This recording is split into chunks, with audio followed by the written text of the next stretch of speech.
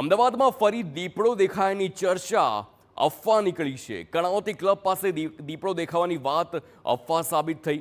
One વિભાગની તપાસમાં પગના નિશાન શ્વાનના હોવાનો ખુલાસો થયો છે. કેફેની પાછળના ભાગેથી પગના નિશાન મળતા વન વિભાગે તપાસ કરી હતી. સતર્કતાના ભાગરૂપે વન વિભાગે પાંજરું પણ મૂક્યું હતું. દીપડો હોવાના પુરાવાના અભાવે વન વિભાગે પાંજરું હટાવ્યું. કર્ણાવતી ક્લબથી રિંગ રોડ માર્ગે દીપડો દેખાયાનો ખોટો દાવો કરવામાં આવ્યો છે. તો આ પ્રકારે કોઈ પણ પ્રાણીના જો પગલાં દેખાય, તેના પગમાર્ક દેખાય એટલે એ દીપડો હોય તેવું બિલકુલ જરૂરી નથી. અને આ પગમાર્ક શ્વાનના હોવાનું સામે આવ્યું. નાયબ વન સંરક્ષક અમદાવાદ.